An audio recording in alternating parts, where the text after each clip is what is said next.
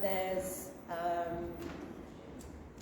what Rangi will go through, I'm sure everybody is aware of, and there are solutions to what will be explained, but that's going to rely on individuals, victims of this, to basically self-manage their own case, because of the legal market out there. Also, financially,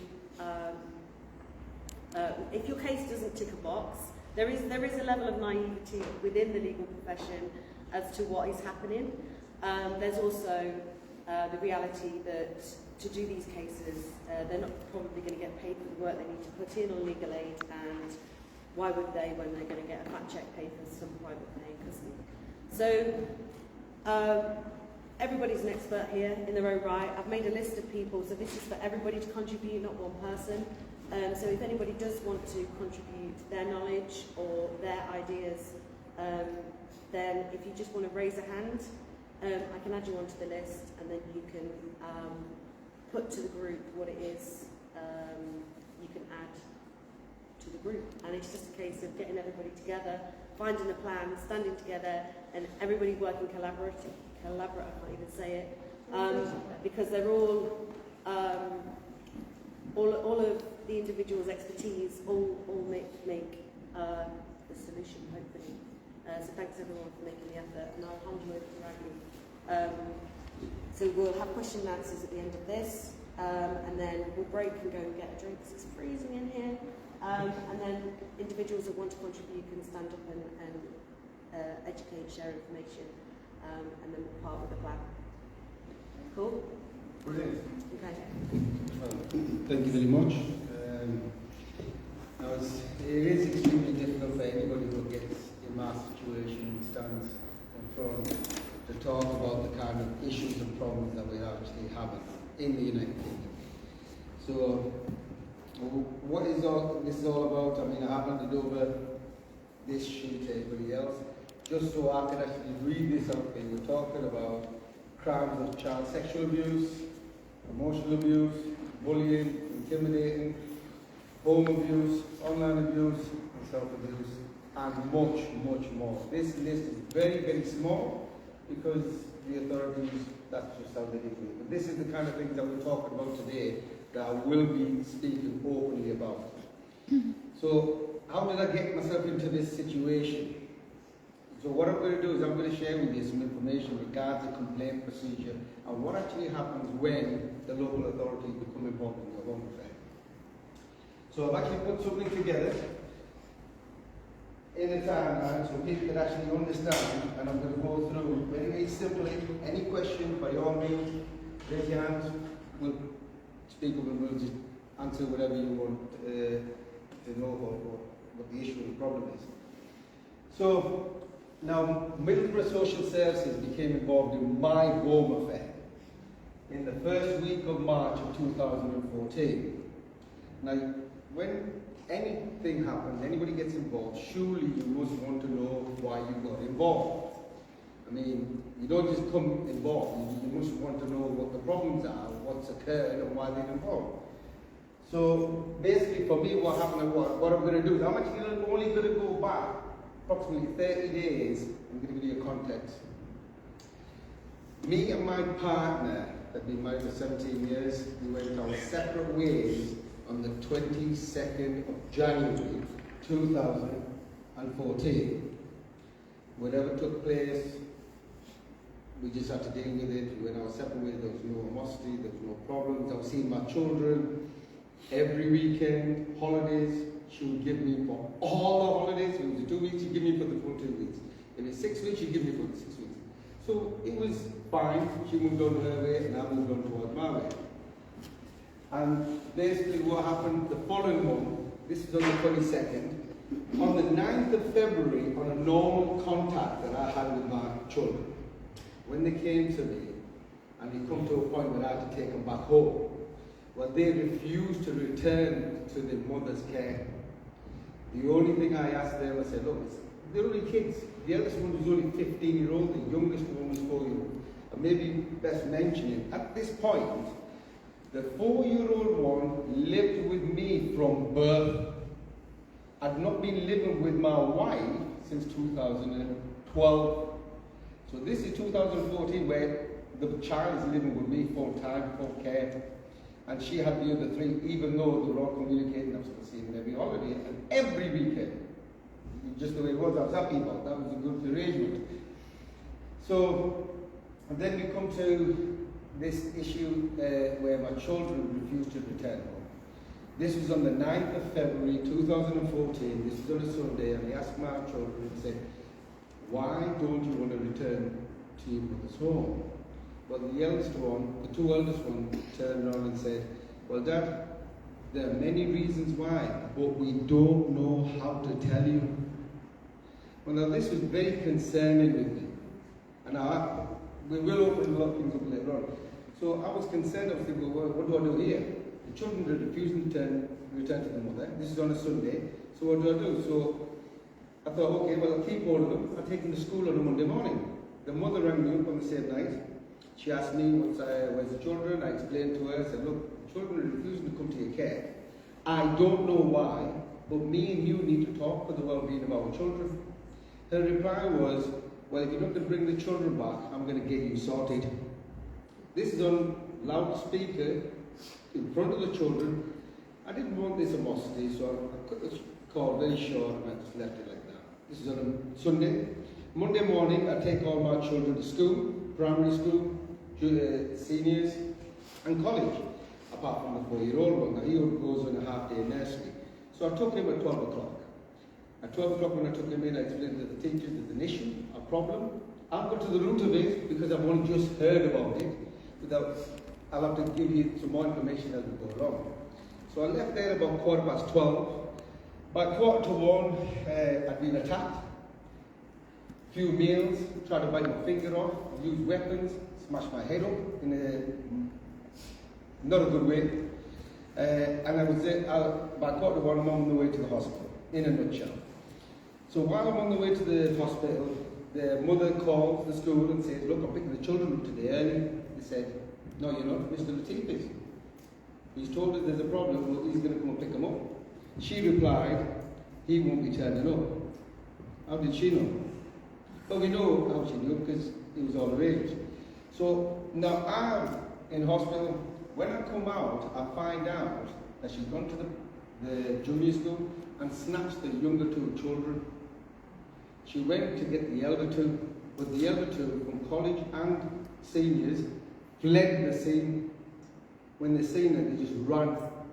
They didn't know where I was because I never told anybody. Nobody knew where I was when I was in hospital. I only rang one person in my family member to go and find out where the kids and what's happening. So when I came out of the hospital, bandaged up, I got 2 of my kids. And the younger 2 are missing, including the one that used to reside with me full time. He's now taken away from me.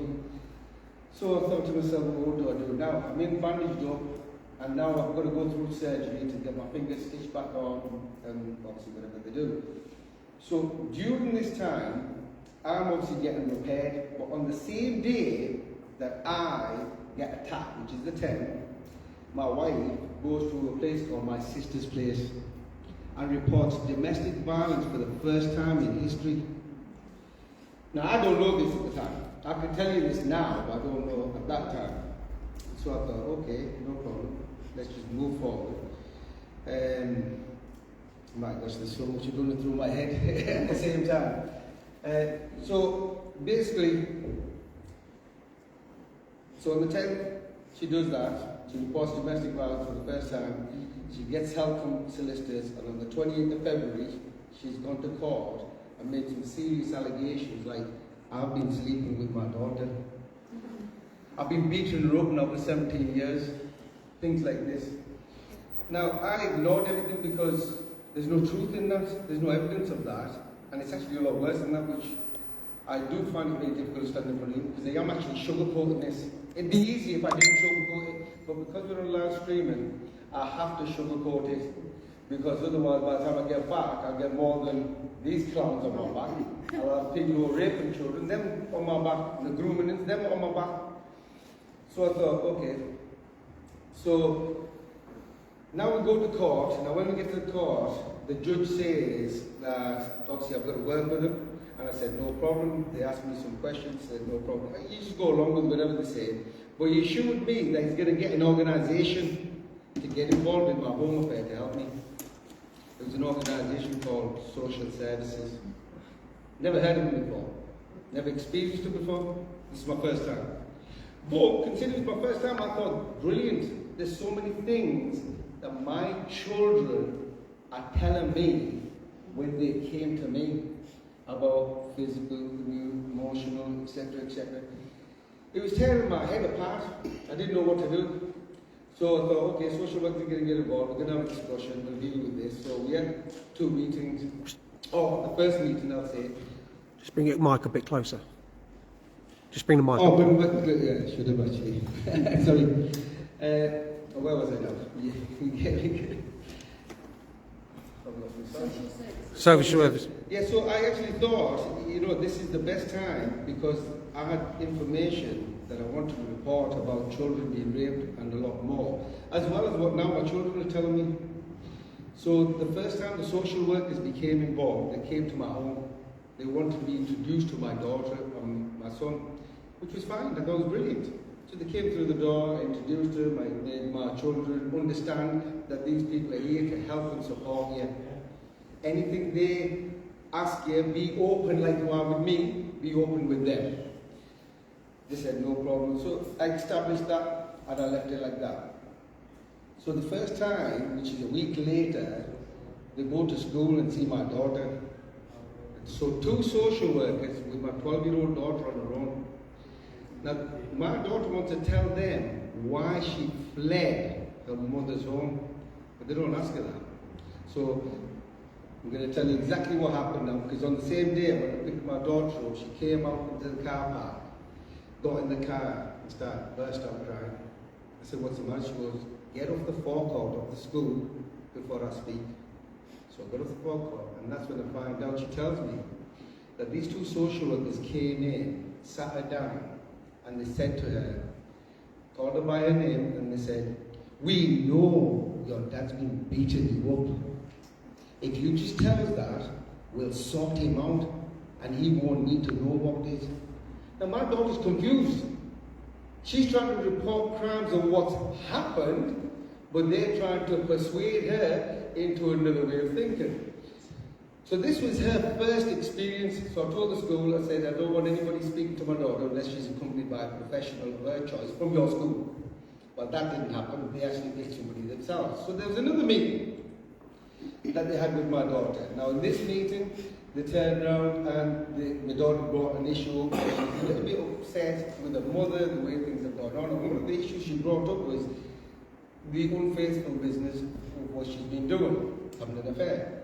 So the social worker says to my daughter, 12-year-old, calls her by name and says, listen, it's okay in this country to have an affair. It's only illegal if she goes and gets married again.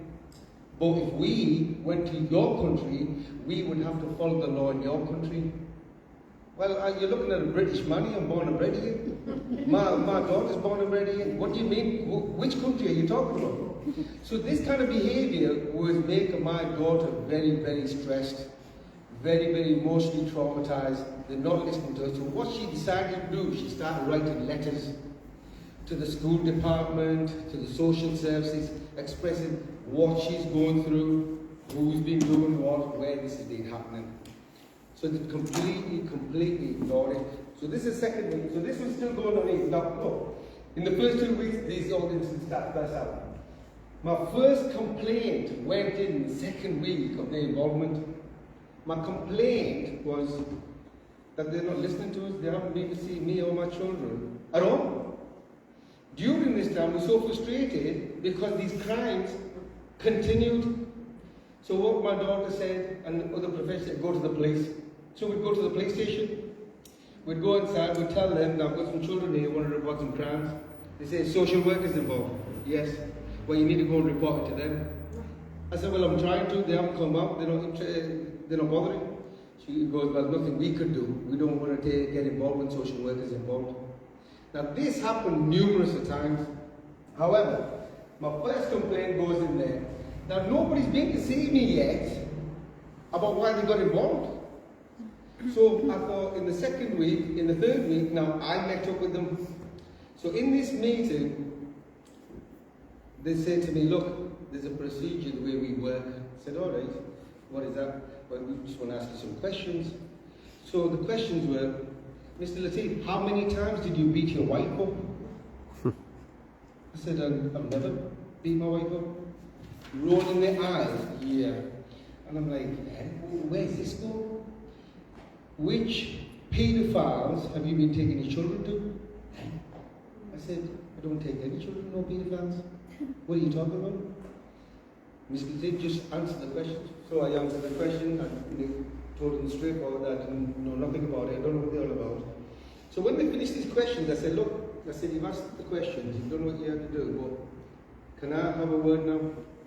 The social worker said, look, Mr. Latif, we're not interested in what you've got to say. We're only interested in the children. Now I'm thinking to myself, these are vulnerable children, I'm a grown up, I'm a parent, I've just found out this, I've identified this, and I'm bringing this to your attention. Now, we know better, you don't need to. So I thought, okay. So, the following week, they made a Section 7 report without knowing anything of my household. Within that document, they changed my history, changed my medical reports, where agencies were involved, said this is illegal, you can't be doing this. And we'll go into more with this later on. So they said that we can't do this, this is wrong. What are they playing at? Now I didn't know what to do, so I said to them, I said, look, I said, what you're So they said to me, Mr. Latif, you're going through a complaint procedure, go through a complaint procedure. I said, well, I want to share my concerns. Well, that's part of your complaint now. Eh? What is this? So now I'm going through this carry-on, going through obviously a complaint procedure. Now, by the time 6th of, now I'm going to abbreviate what I'm doing here.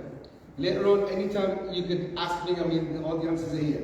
So on the 6th of October was my next court case where they provided this document and they decided that the younger two children stay at the mother's, which I couldn't understand.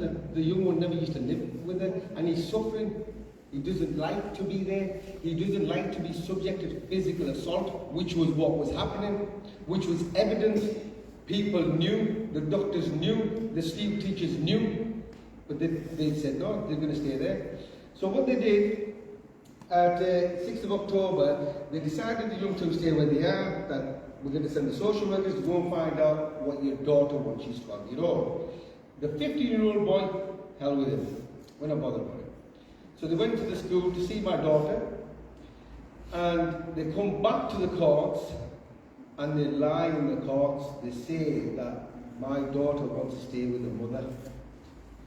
Now, my daughter was so upset over this carry-on because of her previous experiences of what she was getting threatened, how she was going through. She's identifying, she's telling them they didn't want to know.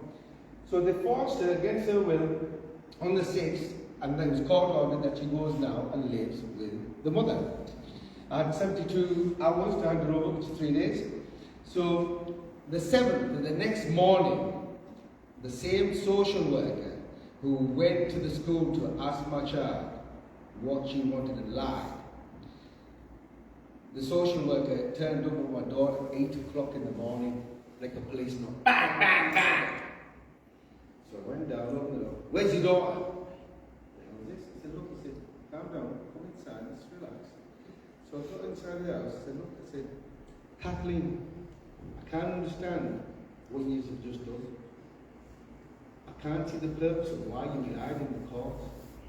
So this lady, social worker, we sat down, she stands up and she goes, listen, Mr. Latif, we are the law, you do what we tell you, or you'll get a criminal record, and then what will become of your kids?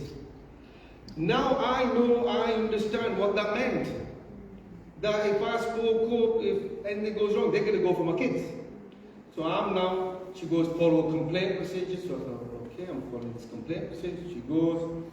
So my daughter, obviously, now what my daughter did from this point onwards here,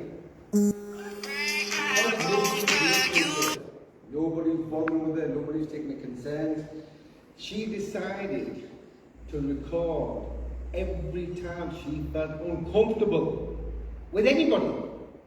If she felt uncomfortable, she started recording. Now, I was oblivious to this. I didn't know this.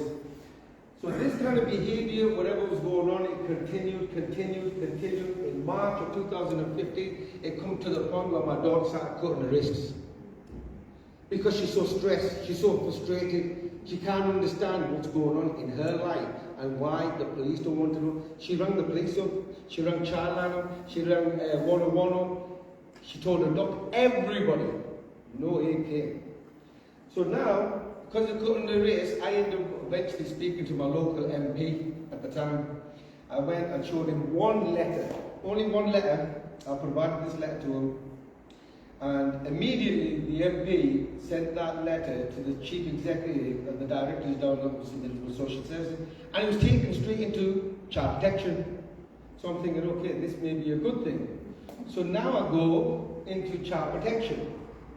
Now, I should have maybe said, by the time I was on the 6th of October, I was on my 4th social worker, that nobody came to see me or my children, to why they even got involved.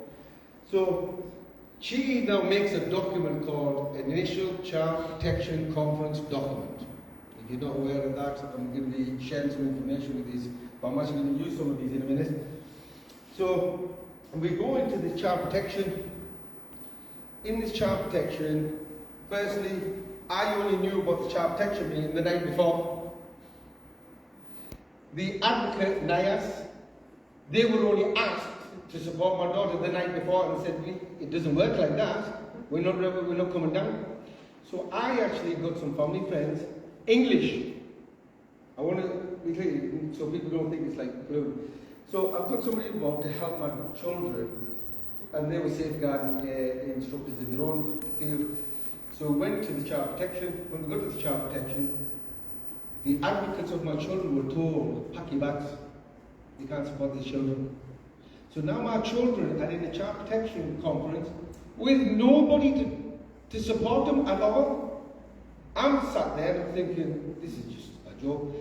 Now this initial child protection conference document, I was only given it 15 minutes before the interview started. Which you can't go through a document like that. So I thought, okay, either way, let's crack on with this. So now the social worker who made the initial child protection conference document is now on the 6th, she doesn't turn up at the child protection conference. After that, it goes into core group meetings. So the social worker who's allocated now in the child protection, when he goes to the core group, he's gone on the 6th. Now I'm thinking to myself, who am I supposed to tell it to? So in April, I see this lady and I'm thinking to myself, well, how do I explain what's going on here? It's clear what's going on. But everybody keeps pushing me to a complaint procedure. So I thought, okay, I'm going to, look, everybody's independent. I'm not going to prejudge anybody. Let's have a chat. Moment straight after the call. So what I did, I am actually going to give that document. I should have got that one earlier. Sorry about that. A volunteer? Jane, you okay to come up? Or even from there? Just leave this.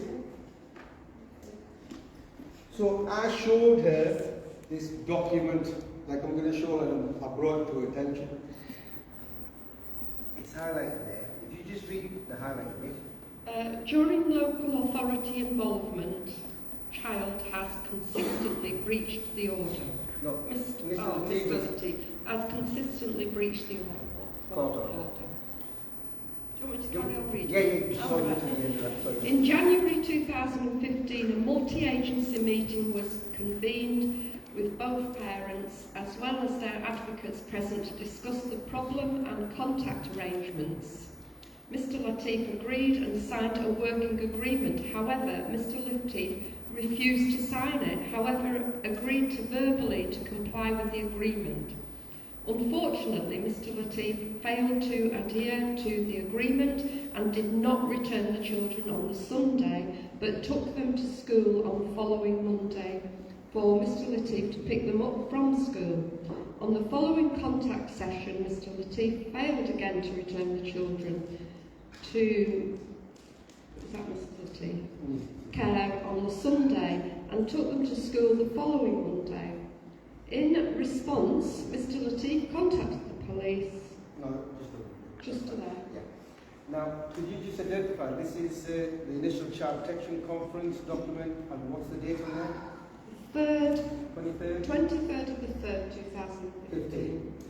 So I continuously breached the court orders, like you said. No, you're going to see the next one. Right, so I continuously breached the court orders again and again. Now, this is the social worker, I'm pretending she was a social worker. So I showed her this, she goes, well, yes, you have a breaking this court order. Continuously. So I said, well, look, let me help you something, let me show you this. So here's a document that's dated the 13th of October, a week after the court order was made on the 6th of October. Could you just read this? In the meantime, our client would like to make it clear that you are not to attend her home at any time. Miss, who's that? Is that the child? That's the social worker's name. The social worker will make arrangements for handovers to take place at the home of family members to avoid any further difficulty arising between you and your client. Okay. So they've set you up. So she was making an arrangement. Yeah.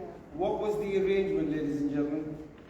So here's another document for you, and this was dated the 6th of November 2014. Could you speak that highlight? We understand that it has been agreed between you that the children are taken to your parents on Friday by our client and that you return the children to school on the Monday morning.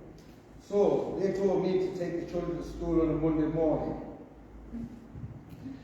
So now here's a document where they reported a crime that continuously breached the court orders, but I didn't. Who actually broke the court order? The same social worker did. Because don't remember, she already threatened me that she's going to give me a criminal record. So when I showed this to that independent social worker in April, in the court group, she tells me, she goes, Mr. Latif, this is illegal, this is wrong, this. But leave it with me, the next court group, this will all be dealt with. So I said, brilliant, I'm getting some sense. So, May comes, when I go into the May court group, what happens? Well, that social worker, I'm getting told she's gone on the sick now. And I get a complete another one. So this other social worker now, she's telling me, when she comes in, I said, look, I gave some information to the previous one. Could you please explain to me what was the outcome? Mr. Latif, what she was supposed to do, that's her business. I've only just got involved, my job starts from today. Oh, well, here we go again. So I said, can I have 5 minutes with you at the end? She was okay. So I showed her something like this again, something different. She was, Mr. Latif, this is illegal, this is criminal. Don't need to tell me, I know this, I'm just trying to get out of this mess. So she turns around, she goes, look, within the next 30 days, by the next court group, we'll have this finished with, and everything will be all right. Oh, okay, no problem. May, June comes, what happens? Well, that social worker's been put on the sick now. So I'm thinking to myself, what do I do here? So this social worker comes in, the first thing she says is, oh, Mr. Latif, he's been breaking court orders again, has he? What are you talking about? I've never broken a court order, you can't be doing that. So I thought, okay. I sat with her. At the end, it's like a record player going round and round and round. I tell her the same thing. I showed some information. She goes, that's illegal, that Mr. Latif. You didn't break that, you didn't do that. I'll get back to you. Okay. July comes. She's not going on the sick. And now I've got a social worker that I'm explaining to her. She's being fine. I said, well, look, I've got some concerns I want to share with you. She goes, I can't take any concerns of you, Mr. Latif, because I'm covering up. Eh? What do you mean covering up? So who's my advocate? Oh, well, I'm only temporary, so I can't take no concerns. You'll have to wait 30 days for the next one. So she's already planning. So 30 days later, well, she walked straight through the door again. I said, well, where's the social worker? I said, well, are you prepared to take the concerns now? She goes, no, I'm still covering up. What? Covering up? Are you kidding me? So this kind of behaviour continued. And don't forget, this is part of, I'm going through a complaint procedure. So my complaint procedure continued like that. By the time I got to February 2016, stage 2, I'd gone through 13 social workers, 14 managers and 5 directors. Everybody who seemed to see me decides to leave for some strange reason. So I'm not going to go into the details of the stage 2, but stage 2 got involved to help you how this works. 2 independent people come and see you at your home care. They don't want to see your evidence. They don't want to talk about anything like that. They just want to know how you feel and where you're disturbed. So in a nutshell, I was telling them, well, nobody came to see you, it's like this. Basically what I just said to you, in a nice nutshell, without showing any documents. So they leave, they go. 2 weeks later, they ring me back up. They want to come back and see you. We need some clarity. So they came back for an hour and a half, had some clarity. All the questions they asked, I answered them, they left. When they left, they made this report. Now, in this report, you find that social services had withheld 15 different sets of documents from the stage 2 investigating team to allow them to do more of a proper assessment and accurate report. They find that they have been biased towards the children's mother. Professionals have a preconceived view of Mr. Lateef. Mr. Lateef has been treated differently by core group members, not just the social services. One of the points that I did make to the stage 2 investigator, I said, look, I said, they keep passing things along. Are you going to be able to speak for all the social workers? Mr. Lateef, you don't understand, we have power. I said, oh, this will be interesting. Go do your job and I'll see you soon. So you find that they're not allowed to speak to any of the social workers apart from the last 2 who were the ones that were left. And they obviously started life. So that was stage 2. Now after knowing how much that was in there, now look, just a quick example, bias towards the mother. How biased does anybody know? Did they know? Preconceived views. What do they mean by that? Mistreatment, what did they mean? See, nobody knows because nobody ever investigated to that depth. However, a week later, I speak to the stage 2 investigator because I want some guidance. I want to know where I'm going. I want to know when's this nightmare going to end and I can just get on with the life.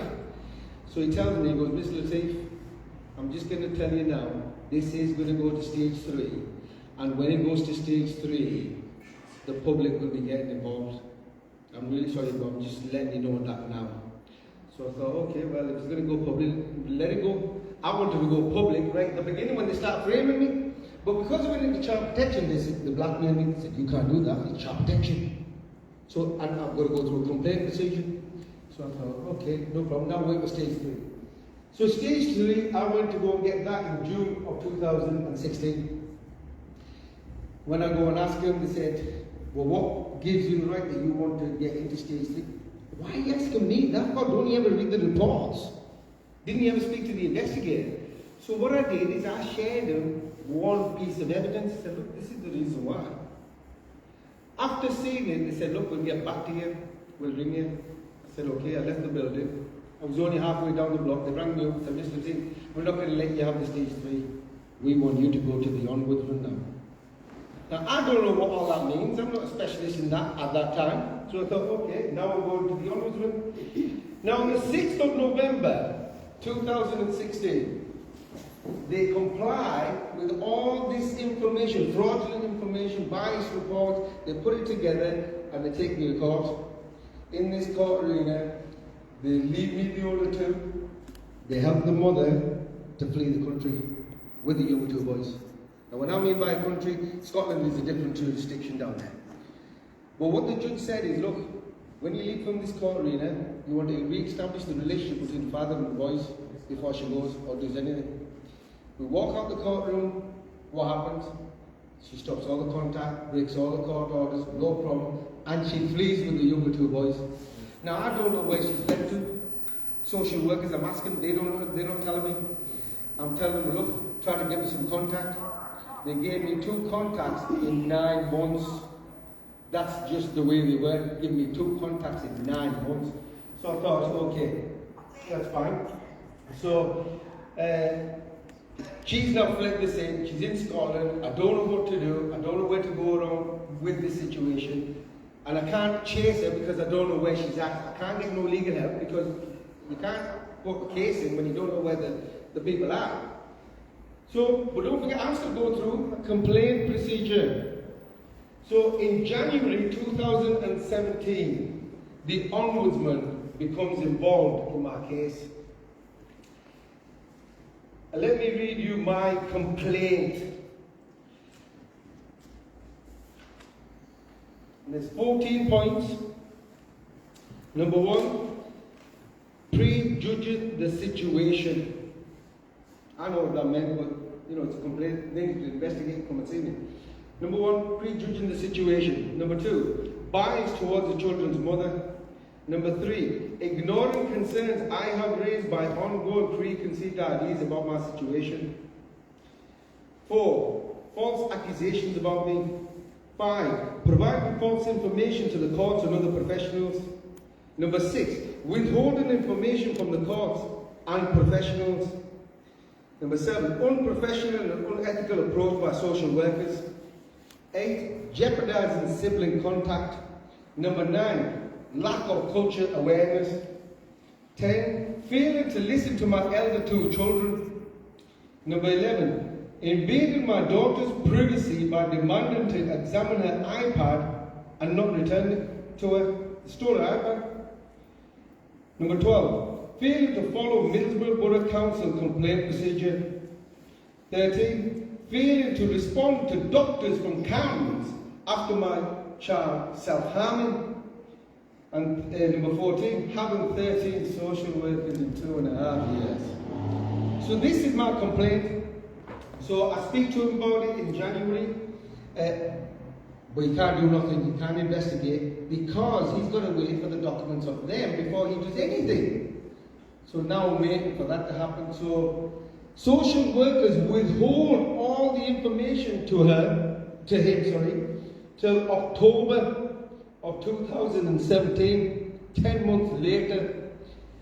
Now, late October it was, beginning of November when I started reacting with him. So what I did is, because I was overwhelmed, there was that many documents, they were manufacturing and making concerns and so on. What I did is I thought, well, I need to drip feed him. So what I did, I sent him 5% of my information because I'm buried with it, there's that much. So I shared him 5%. This is in October into November.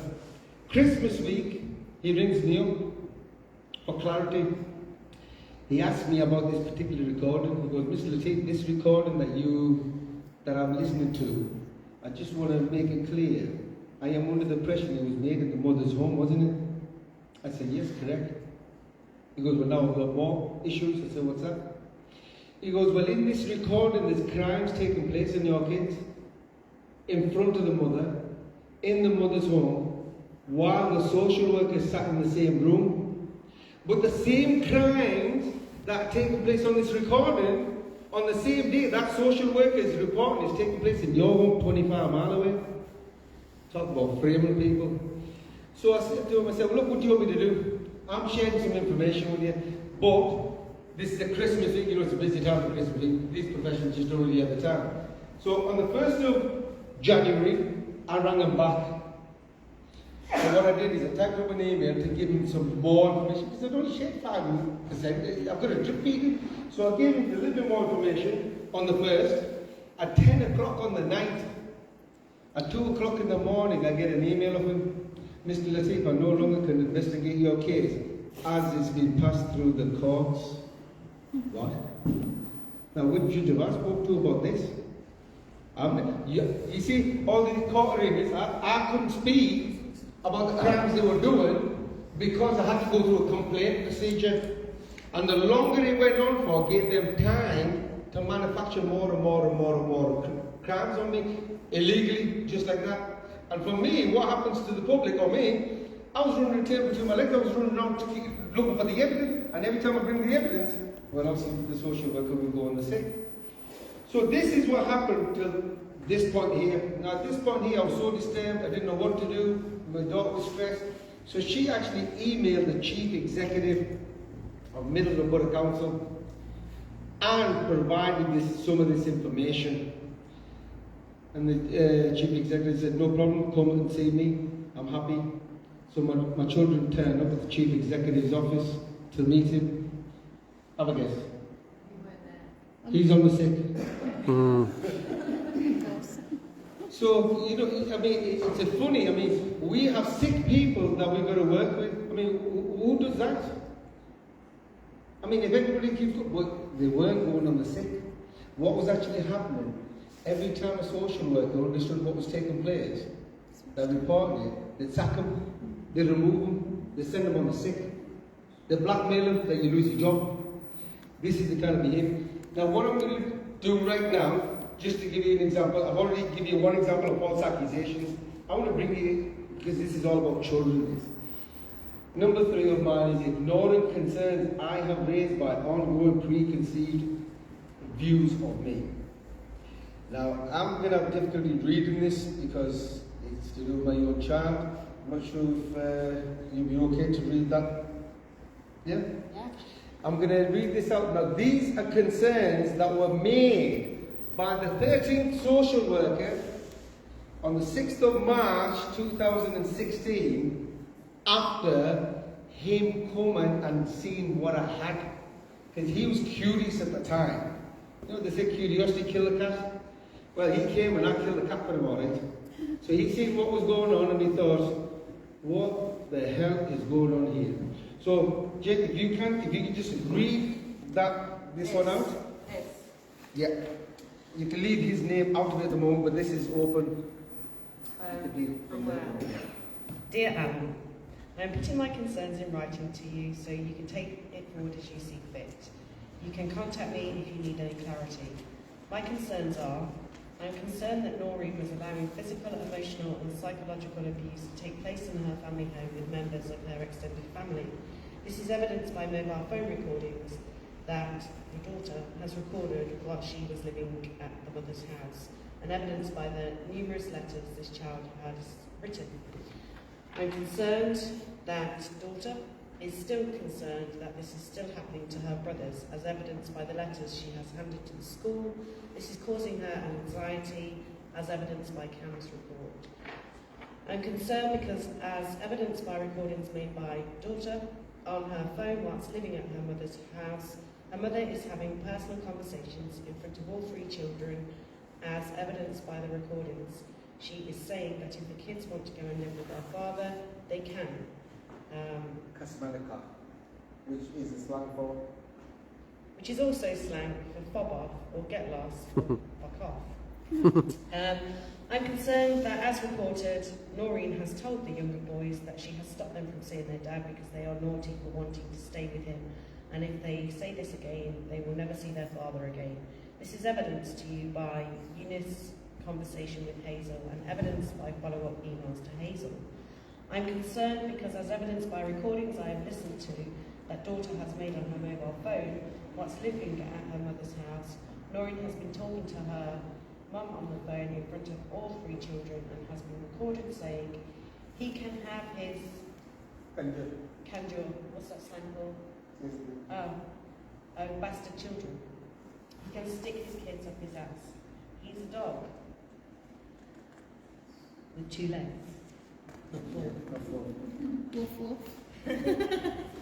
He's worse than a dog, arranging to have the father attacked, boasting about how much verbal abuse she has given him in the last time she confronted him. I'm concerned because, do I need to read all of this? It gives an idea, right? It gives you an idea. Because the point The that documents are there. I mean, this is something that live evidence is. You can actually take that with you. I'll explain what you could do with that to help the whole cause.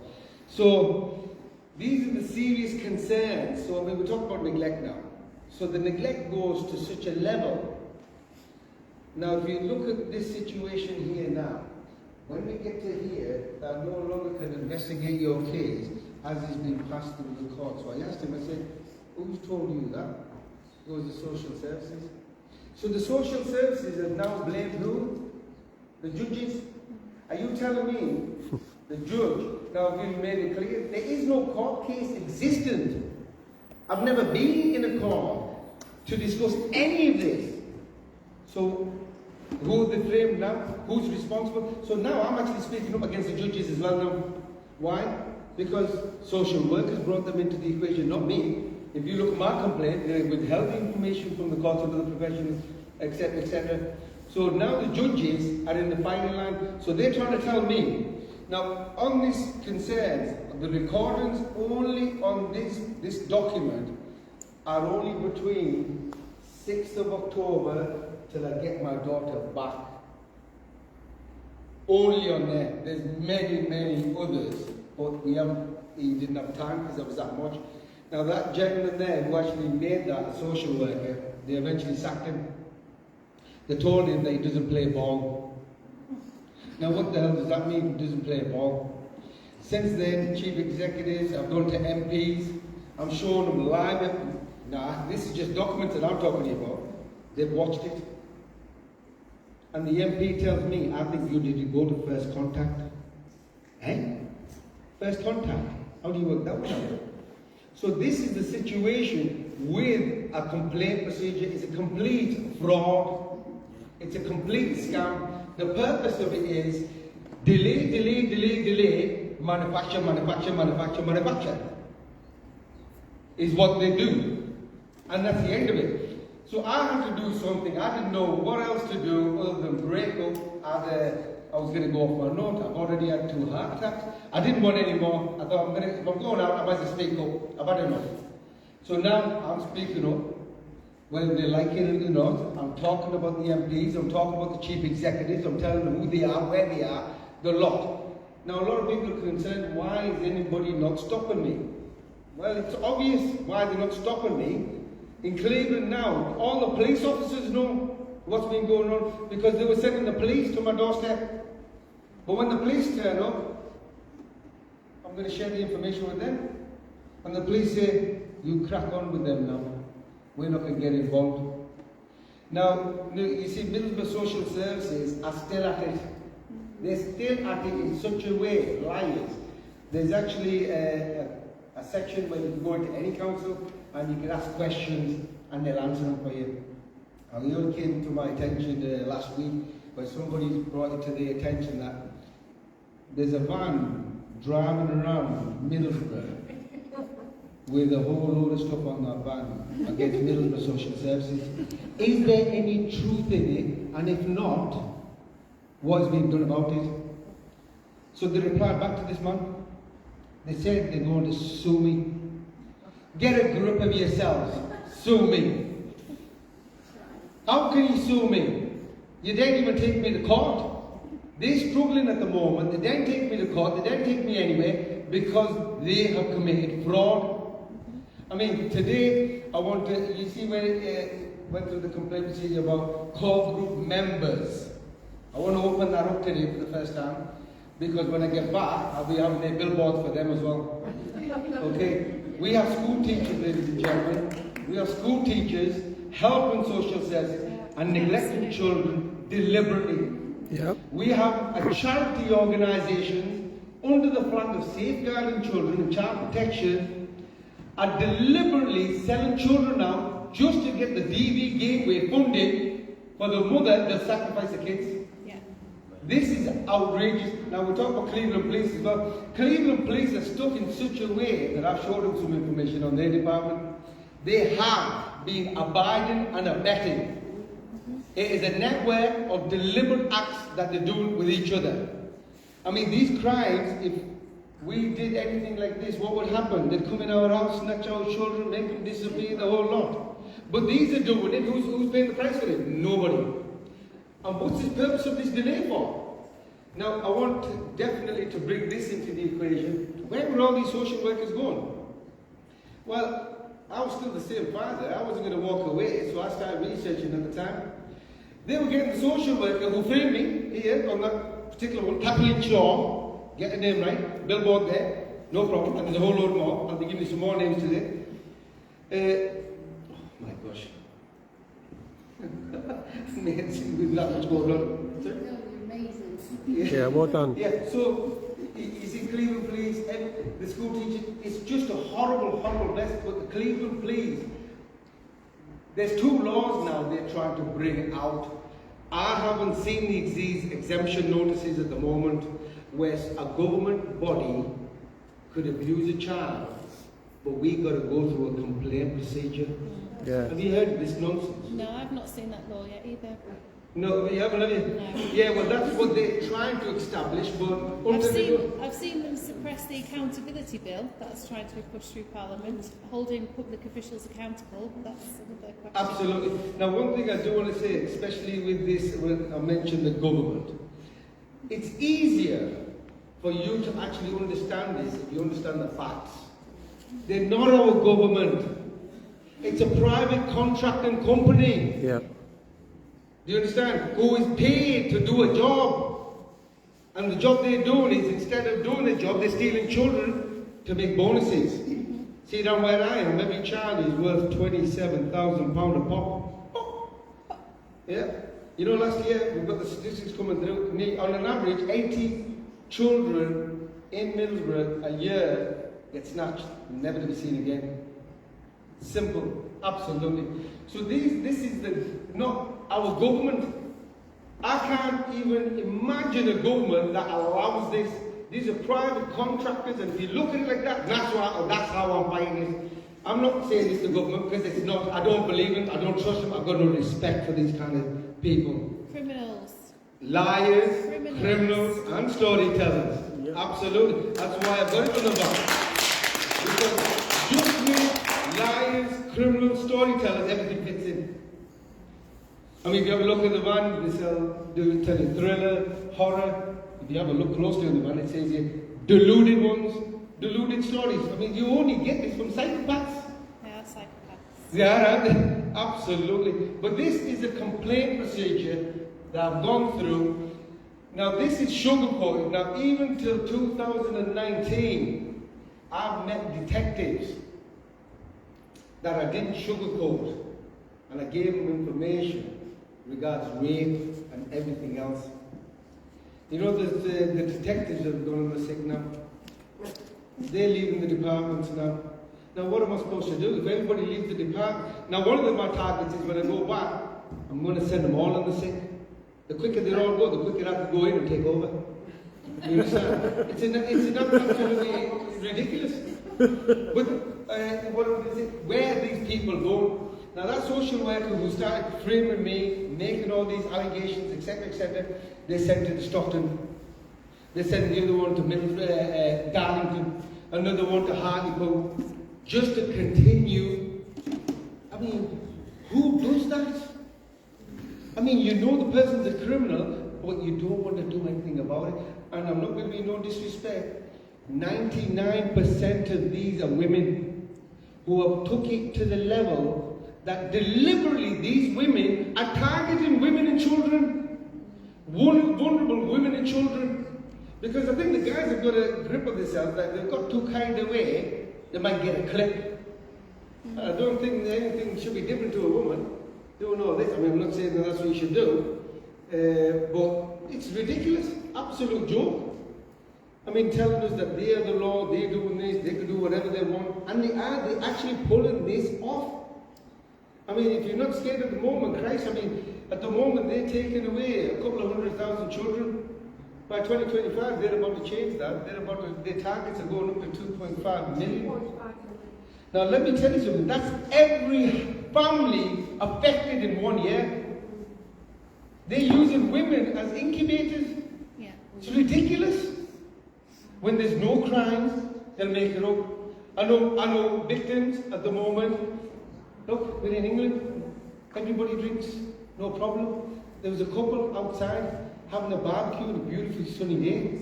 How many of you are making a barbecue? They took the children up because they're having a drink. There's another victim there. A girl, 22-year-old, an English girl. They took her children off her because her brother's got a criminal record. Are you kidding me? Any excuse, but our judges are going along with it because they're part of obviously the DPK. They're getting the funding the same as them. You understand? Now, some people say, well, you can't blame the judges. Well, I'm not trying to blame the judges. Right now, when I'm talking about the judges, it's because social workers blame the judges. They brought the judges into the equation, so now Judge Matthews, her court case is a fraud. I've got the court case number on the back. It's a fraud. It's a scam. This one here, now if you look at the concerns, she knew about concerns and allowed them and continued to allow my children to be mistreated. I mean, these are serious allegations, but nobody wants to take it seriously.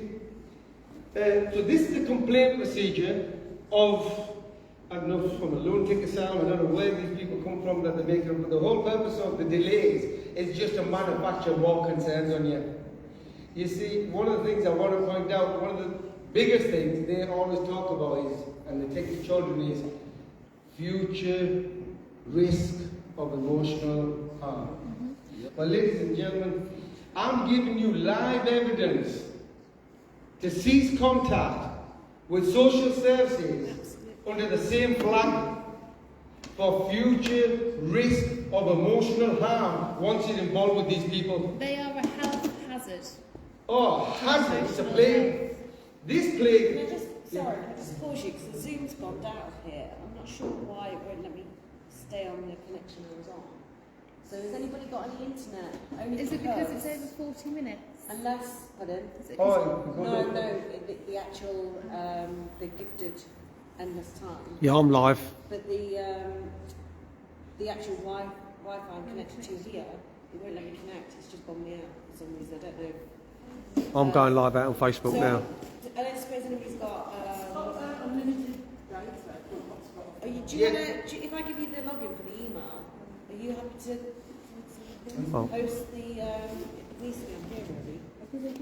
You just tender it first. Thank you. What is the? Sorry guys. What's the?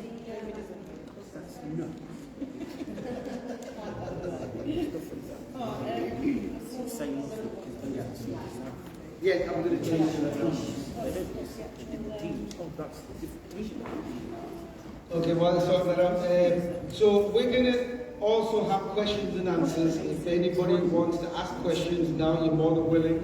There is going to be a separate meeting once we get out here into the home next door we've got, and there I will not be sugarcoating it. Okay, because you're in front of me, I don't hold back when people are in front of me. You will know about grooming rings, you will know about rapes, you will know about all this, and you'll know about everything. Whatever you ask me, I'm going to give it to you today. So there's no problem. So this, and we'll get to the nitty gritty of it in a minute, but this is just an example, and I know everyone's got their own story.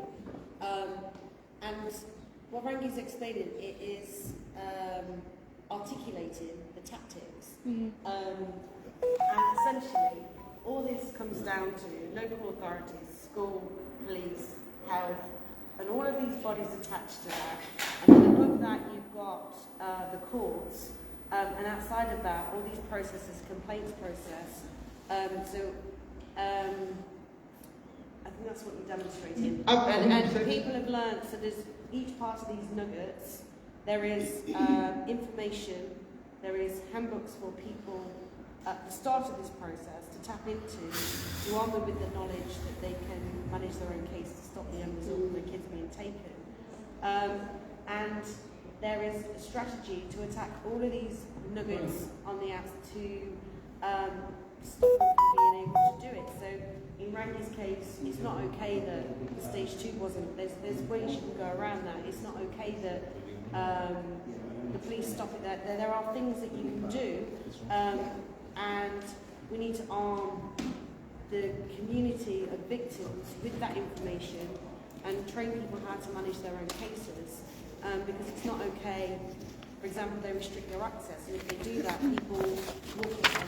So we've learnt the tactics, and we know how to combat it to stop it from happening, if that makes sense. So this, I think what you've demonstrated is a great example, but this case is an example of every single case, and all it is, well, they're all complicit.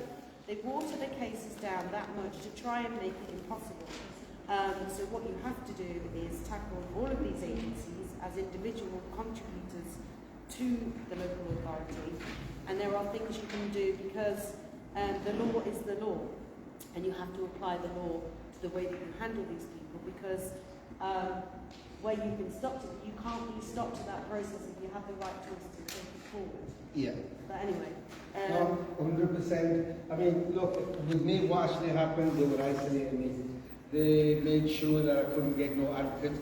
In that document that you read there, that I had an advocate. I didn't have no advocate. But That's another line. there's also some learning from this, because a tool, which it shouldn't be that way, but almost you have to wear your concerns, you have to document the process, but at these complaints processes, almost withholding that evidence, putting the point of it, don't spell it out for them, because they have that process to learn your knowledge, to understand from you what is it you can, what do you understand you can complain against, so that they can then manufacture the cases in the background legally to try and combat that. So there's also, I would always advise, don't even try and access your information until 6 months has gone by, because they won't have a reason at that point to restrict it. Then you've got the chunk of evidence that you need, because then once they realise what you're doing with that information, they then stop you from accessing that because of all these risks of harm or whatever.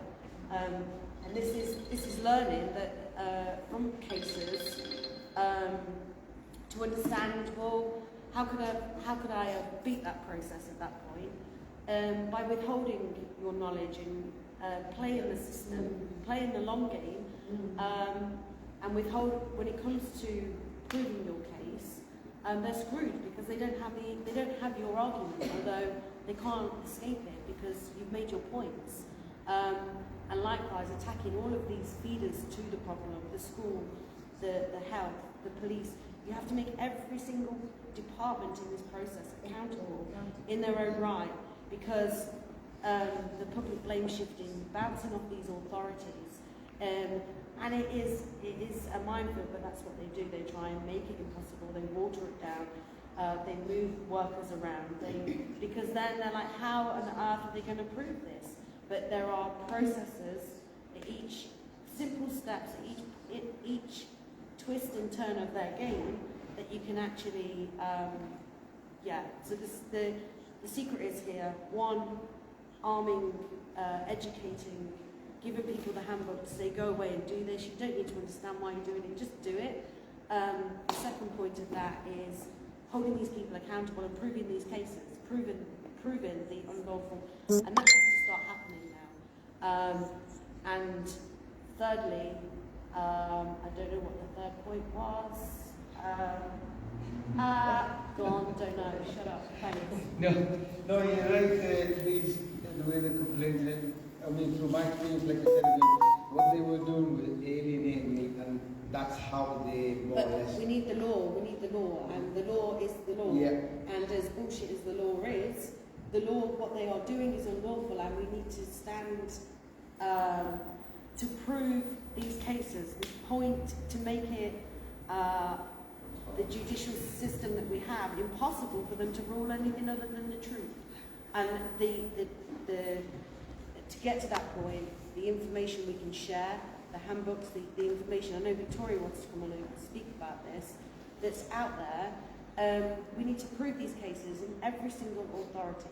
We need to take your matter back to court to prove it.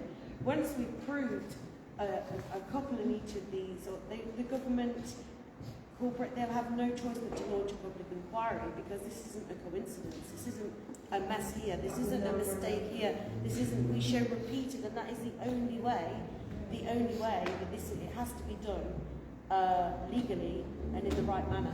But in the meantime, the process, there's victims everywhere. They need this information, they don't need to understand, and we need people to come forward, even if we take our own cases to court, right? Because solicitors, this is the problem, have a polite etiquette to the court, and there's certain things that they can't do, and that their careers can't be seen. But we have to make these cases bulletproof in law, and just repeat that authority by authority by authority. But it is impossible to do that unless victims of this activity are educated and follow all of these procedures that you need to do to stop this from happening.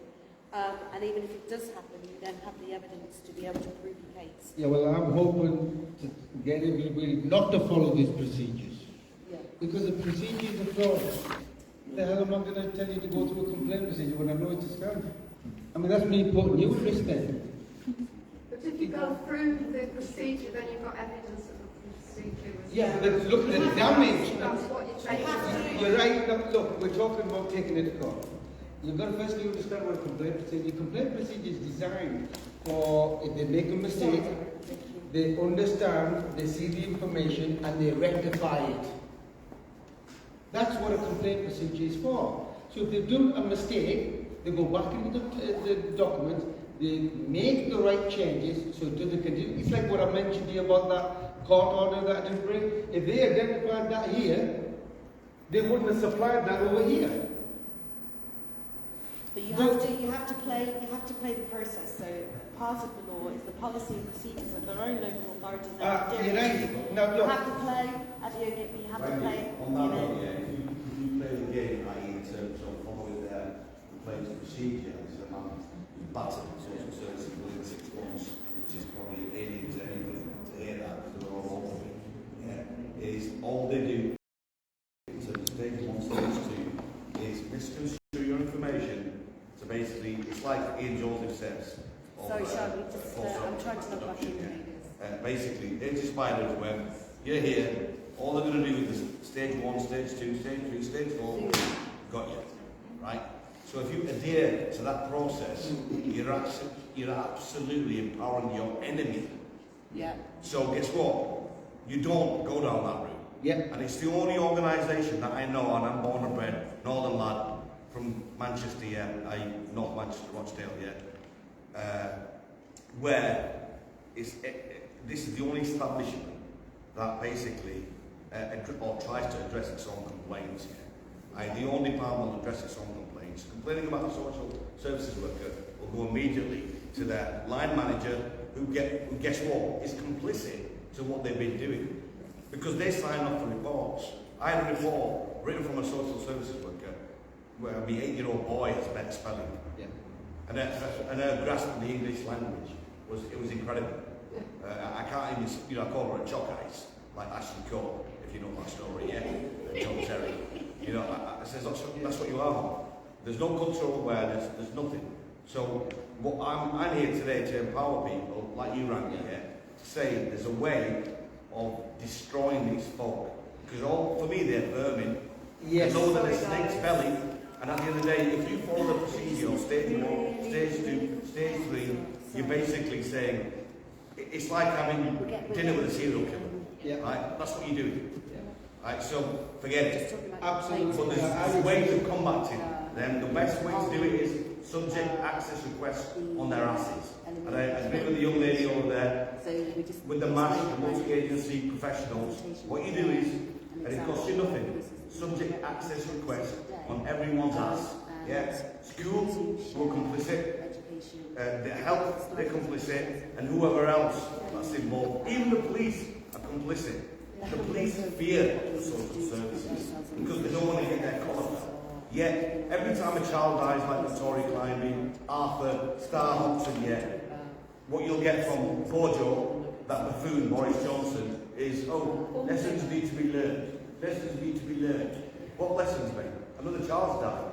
Talk about lessons of Yeah. And here's the other one. In my case, the lady's moonlighting, do the old hijama wet cupping, right? So when I brought that to their attention, where you got that number from? I go, she's publicly advertising that she's moonlighting.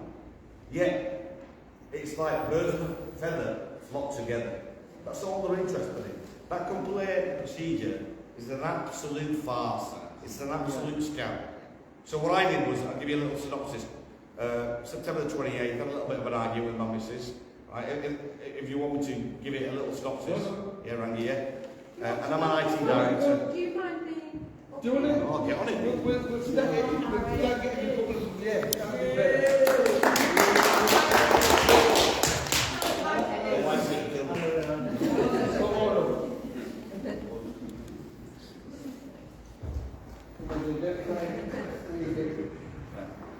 So yeah, on 28th of September, I work in IT, I'm a cyber security director, so if you've got any IT issues, give me a call, yeah, so I'm a geek.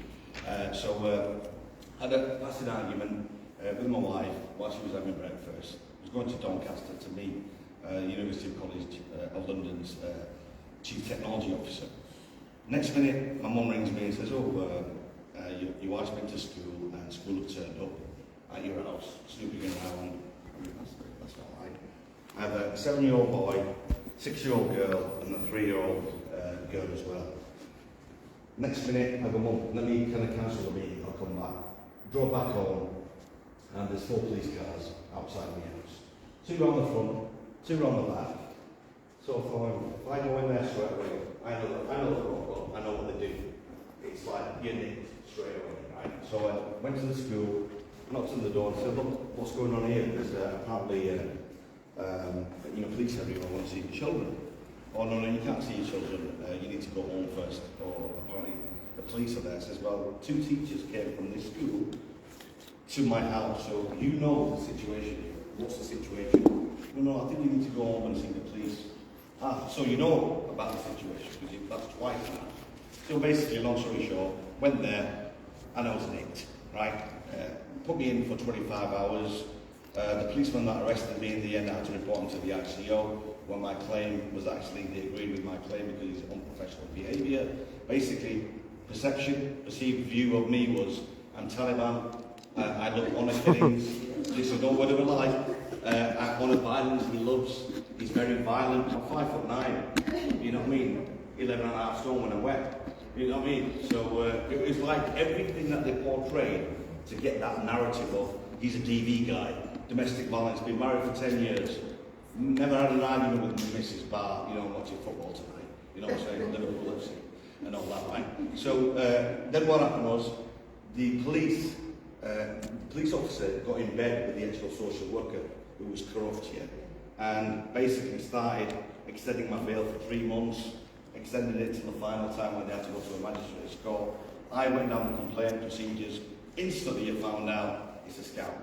Because all they were trying to do was, I wrote them a 19-page report, basically long story short, it went to a strategy meeting, they came back to me and said, currently reviewing your child in need. What they did to my wife was they shipped her off to a refuge 14 nights. On that night when I was inside, when I was banged up for 25 hours. When I returned, obviously I was threatening, raising my wife, raising my kids, not seeing them for 14, 15 nights. I was like a zombie. So I basically did a bit of research, found out through a mutual friend that shipped her to a refuge which they can't disclose for obvious reasons. In the end, the mutual friend spoke to her, etc., and said, look, she realised that they were trying to plan certain things, and that is, and this is very key, divide and conquer.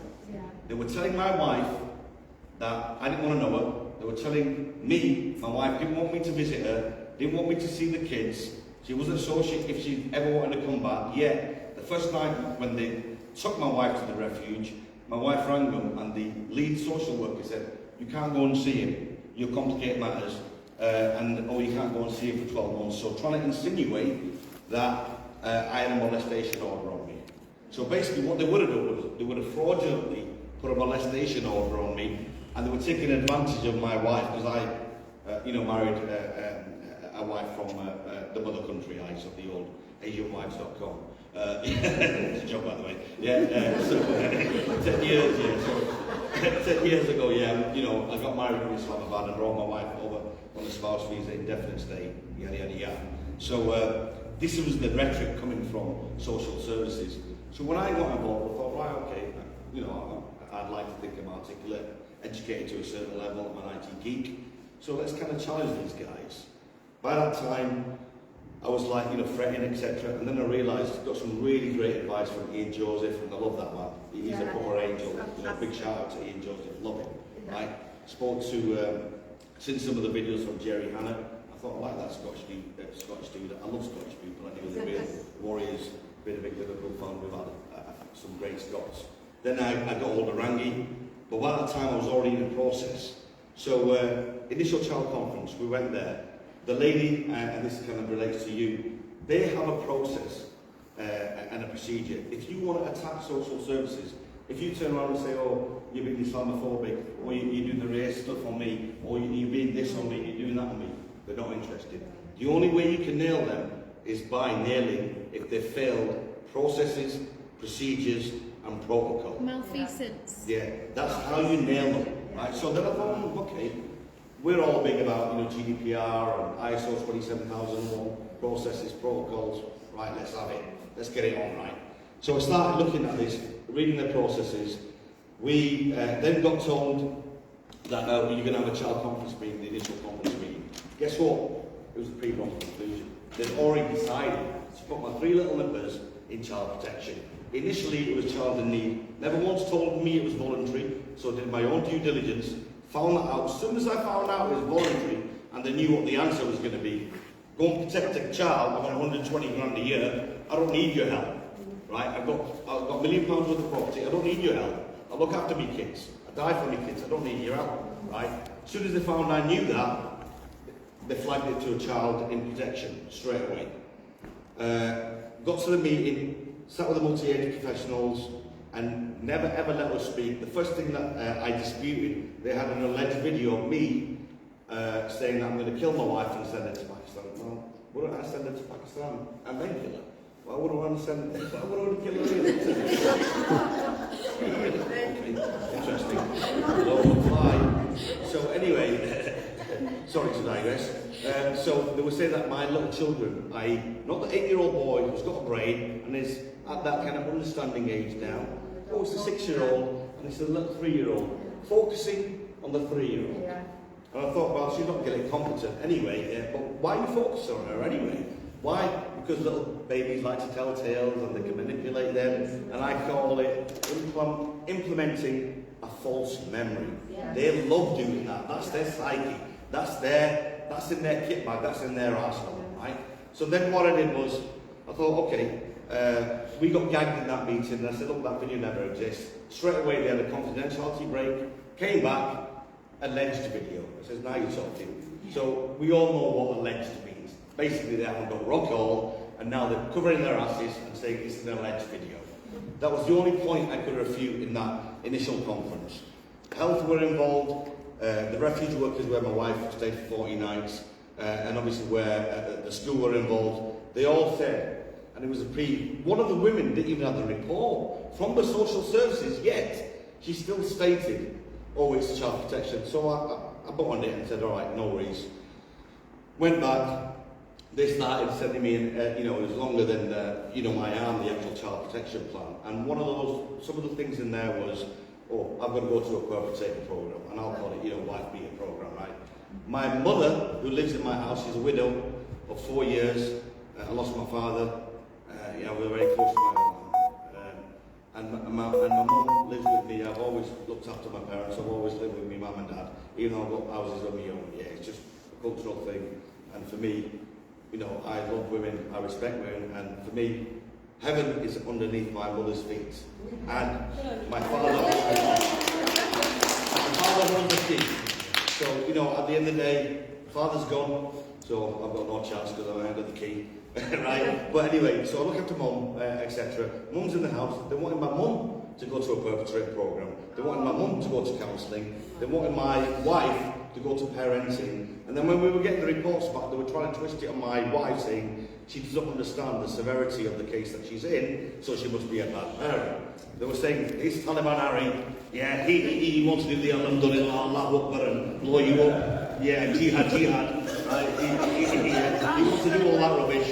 He loves honour killing, he loves honour violence. I've got no criminal record for anything of the sort, bar speeding, which is obviously a motoring offence. Yeah, I like my points, more points on my licence than Everton Football Club at one stage. So I'm squeaky clean in that sense. Yet, this was the narrative that was being pumped to every single, as I call it, MASH, the multi-agency professionals. So what I did was, we got the report at 6 p.m.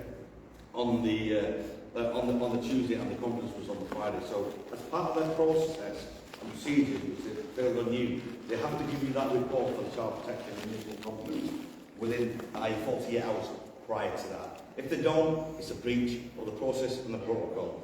They give us, and they have to give you a chance to, let's say, remediate that or errors, omissions, or any anomalies. Handed it us at 6 p.m. Right, and then got off straight away. This is the kind of the social worker in this instance.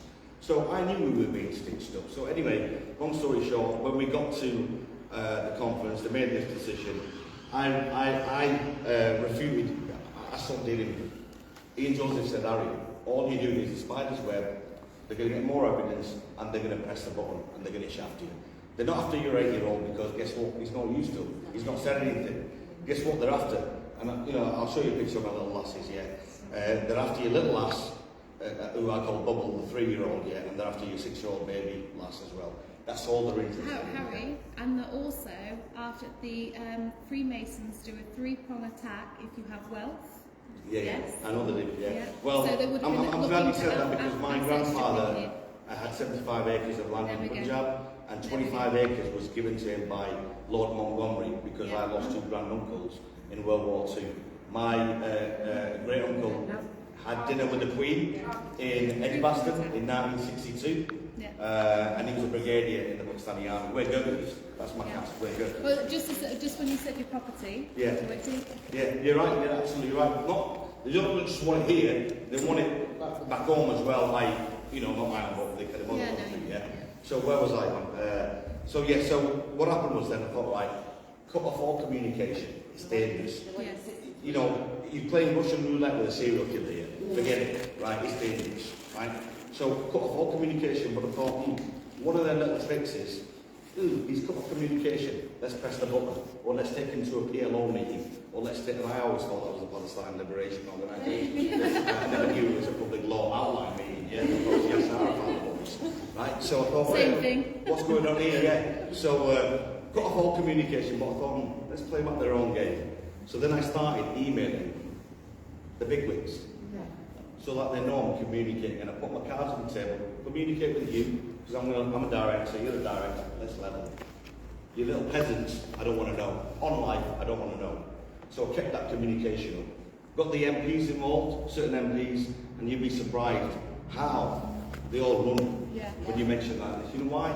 They're paid by the same A-masters. Yeah. The gravy train, comes from here.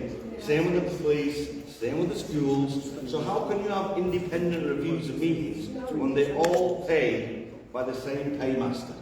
You cannot have it. It's an absolute corrupt system. Right? So I was lucky I didn't get into any kangaroo courts, family courts, none of that palaver, because they probably would have changed me, or you know, I don't know what, they probably scarred me for life. Stripped you of everything. Yeah, exactly. So what happened was then I kept that communication up. Next minute I get a knock on the door. New social worker has been appointed. And the old one had lied, said, I'm not involved in any of your meetings moving forward once you get put into child protection plan. The old social worker then on the first core group meeting, guess who's there? The old social worker. So I stopped going. I said, no chance. Not with her in charge. She's a witch. No way. Even my little child who kept on saying, we listen to the voices of your children. My 6-year-old child, in a pastoral meeting with a school, they go to a Catholic school, I want my kids to be integrated, you know what I mean? She drew a picture of a witch. I love my little girl. She drew a picture of a witch and said, this social worker is trying to destroy Mama and Baba's house.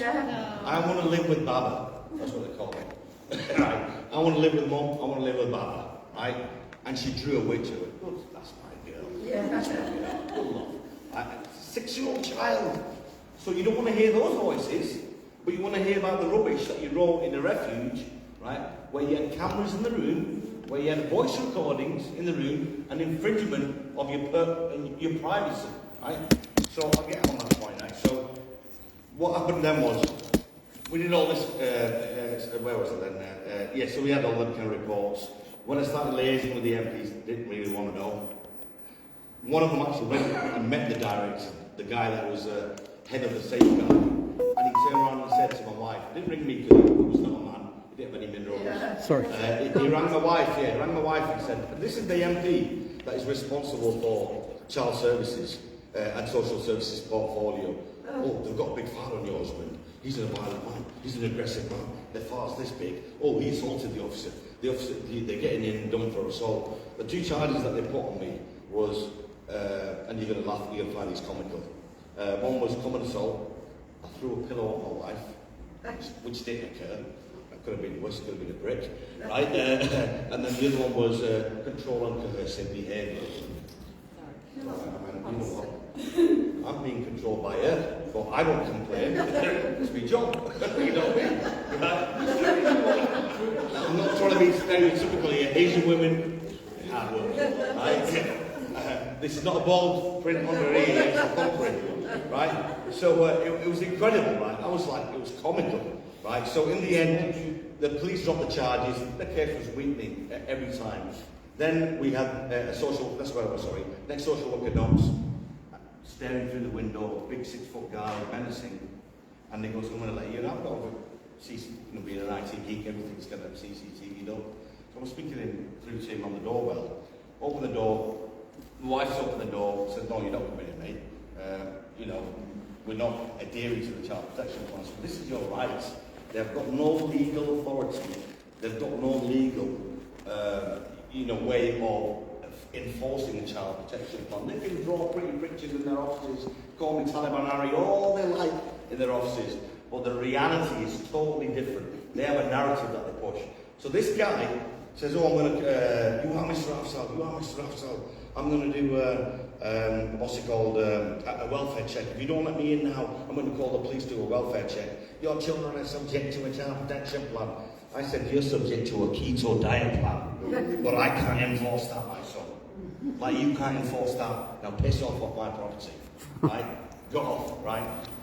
Heard nothing. 10 days later, oh, guess what? We get a new social worker, but in the interim, because I got a brain and I challenged him, I went on the social works register, looked up that guy's name, and guess what?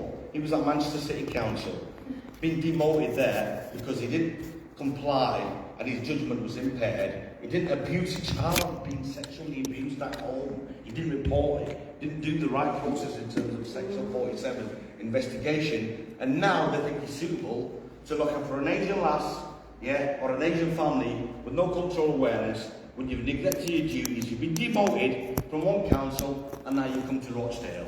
And Rochdale, where the men are men, and even the women look like men, right? But my wife's not from Rochdale, right? They have been condoning grooming and these types of